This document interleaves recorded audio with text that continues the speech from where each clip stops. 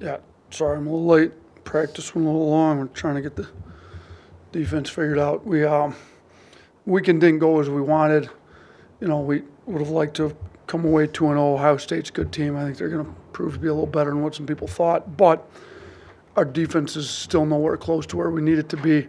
I think everyone's seen our offense is good enough to win every game if our defense was where it's supposed to be. So until we get our defense to where it needs to be, that's going to be the main point of emphasis moving forward.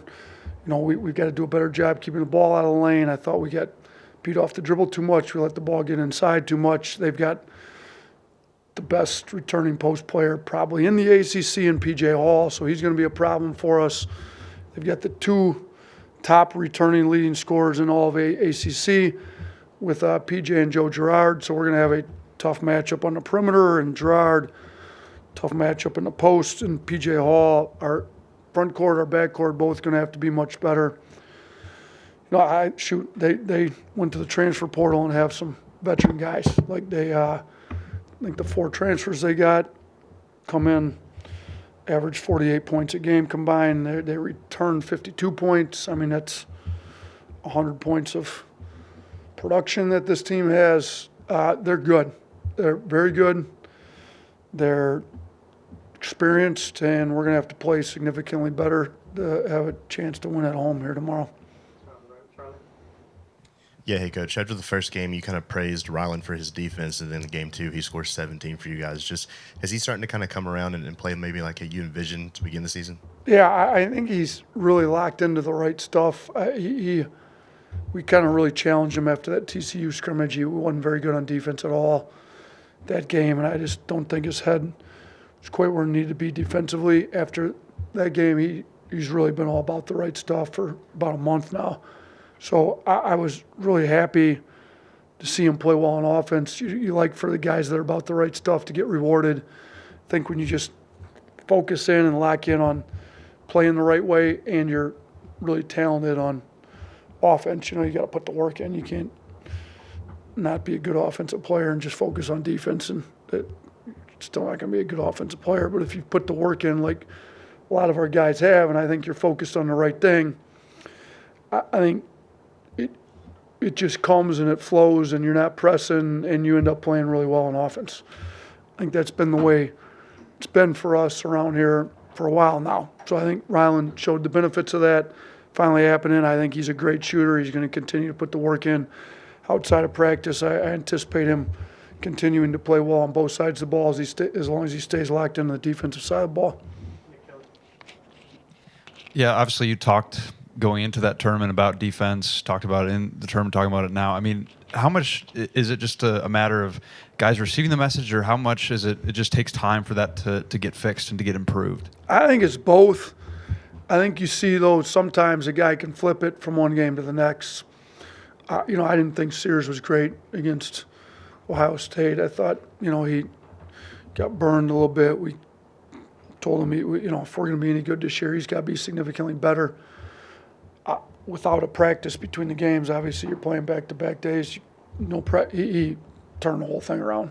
Thought he was maybe our best perimeter defender against Oregon. So I think sometimes it's just guys got to determine that they're going to take the defensive end seriously, that it's a big deal to them, that it's important for us to win, that they play well on defense, and they can just change their mindset. As soon as we get about 8 or 9 guys with that mindset, I think we'll be pretty good.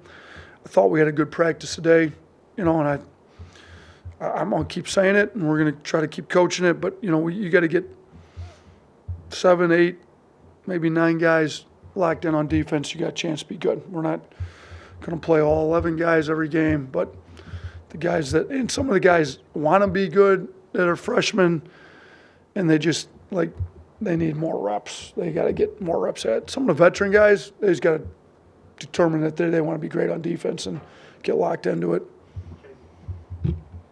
You've talked so much about defense in the early part of the season. I guess you got us asking a lot of defensive questions. I'm staying right there. How is the search for a rim protector in the paint coming along? And if you can solve that part of it, how much does that clean up the blow-bys and late switches and other defensive problems? I mean, we've told our guys, when we were third in the country in defense those 2 years, 3 years ago, and then last year, we weren't perfect. We were far from perfect, but our guys played really hard, and we covered for each other's mistakes. So, we didn't have great rim protection with Reese and Bruner, particularly that year, but Herb Jones would come from the backside and clean up all kinds of mistakes for everybody. Last year we had kind of two guys did that a lot. Charles was a great rim protector. Clowney would also come over and clean up a lot of mistakes. So we're trying to get both. I think Mo Wagi's showing some signs.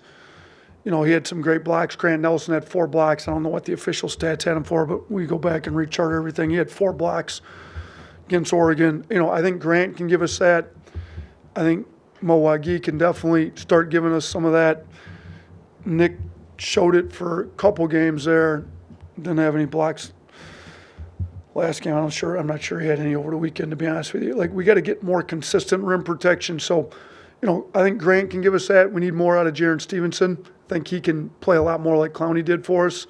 And he's young and needs to feel it a little bit more. And I think he's got it. He's a lot better than what I think he even knows, to be honest with you. I think once he sees himself do it a little bit, I can do this, I think he can really be there because he's as athletic as Clowney was. He just got to, have more instincts and go get it. But Grant showed he had 4 blocks last game. Mo Wagi's super reactive and wants to be great. I think he can give us some of that. I think Jaron can give us a little bit more. I think we can get it. It's not there yet, though. You talked about the defensive effort from some of the returning players, but for the newcomers, is it kind of struggles with learning the scheme and what you guys want to do, or is it kind of them having to dedicate themselves back to defense? And then both. Yeah. Go ahead. You got a second question? Well, and then as a follow-up, this in practice over the weekend, like today, what do you do to kind of get back to some of the defensive basics or fundamentals you want to adjust? Yeah, so it is both. I mean, we're playing a similar scheme to last year. We don't quite have Charles, so we've adjusted it a little bit.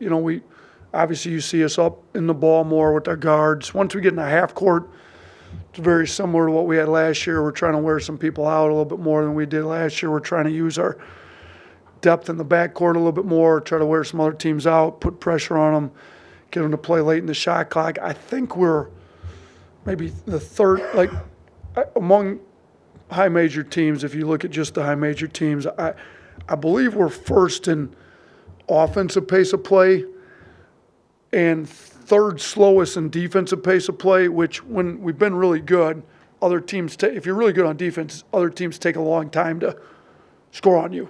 So we've got it to where they're taking a while. We're not doing a great job closing the possession out once we get in the last 10 seconds of the clock, whether it's a late breakdown, whether it's a giving up an old board after we force a tough shot. We're not doing a great job closing the last 10 seconds of the shot clock. So we worked on that today in practice. We worked on trying to keep the ball out of the paint by not giving up blow-bys, giving a little bit added extra help. We did get back to some drills we haven't done since before we played games, like just closeout drills, trying to win the first basic defensive fundamentals. You can't have a great team defense if you don't have really good individual defenders. It's not going to work that way. You can't get beat on every blow-by and expect to be in a rotation on every possession and be any good. We've got to do a way better job guarding the ball initially, one-on-one, taking some pride in your own matchup in front of you, and we worked a lot on that today. And then we got to quit letting the ball get in the post all the time. I mean, obviously you're not going to be able to full front everybody and give up lobs, but we got to push catches out, and they got one of the best post players in the country, and P.J. Hall, so our bigs are going to have to step up. So we've worked a lot of defense today. Did not work a whole lot of offense.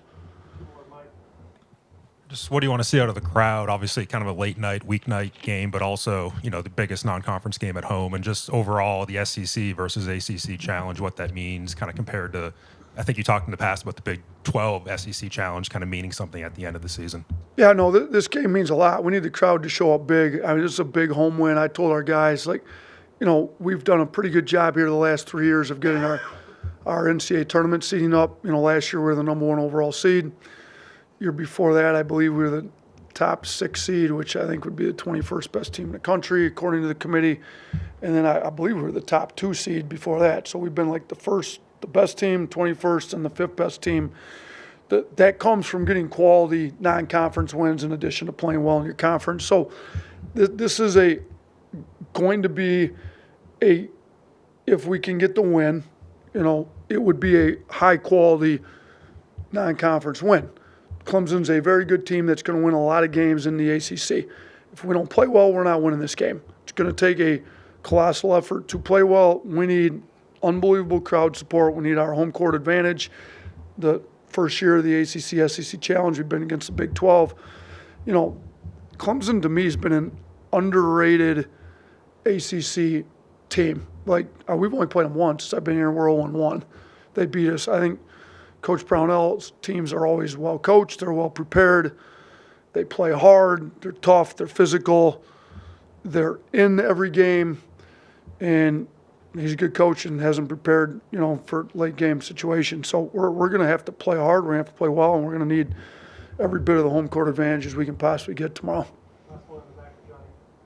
Hey, Nate, you talk about focusing on defense, and rebounding kind of goes hand in hand with that. I believe Sears is your second leading rebounder, averaging 5 a game. I think 2 of your top 5 rebounders are guards. Is that discouraging this early in the season, or are you happy that your guards are willing to crush the glass like that? And it's positive and negative. It's great that our guards are rebounding it, because then that helps, especially defensive rebounding. It helps get you in the break a lot faster. If Sears gets it, we're out in the break faster. If Estrada gets it, we're out in the break quicker.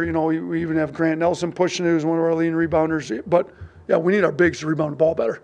Like, we need Mo Wagi coming off the surgery in the offseason, just hasn't had enough reps to get, the more comfortable he gets in the system, the more I think we can play him. When he gets more minutes, I think he can be a great rebounder for us. I believe he's the best offensive rebounder when you look at offensive rebounding rate in the country among high major teams last year. So, he can rebound the ball. He will rebound it. We'll get him some more minutes. So hopefully here coming up, we need Jaron to rebound the ball a lot better for us. We need our bigs to rebound the ball a little better. But it's good when your guards can out-rebound the other team's guards like we've been doing. Then it helps you get out in the break a little bit faster. So challenge our bigs, keep getting our guards to rebound it. We did a good job against Oregon. It was a pretty good rebounding team. It was 40-28. We didn't do a very good job against Ohio State. We beat Oregon. We lost to Ohio State. Rebounding, I think it was Pat Riley. Rebounds equal rings. You're trying to win championships, you better learn how to rebound a basketball. So, all right, thanks. Good seeing you guys.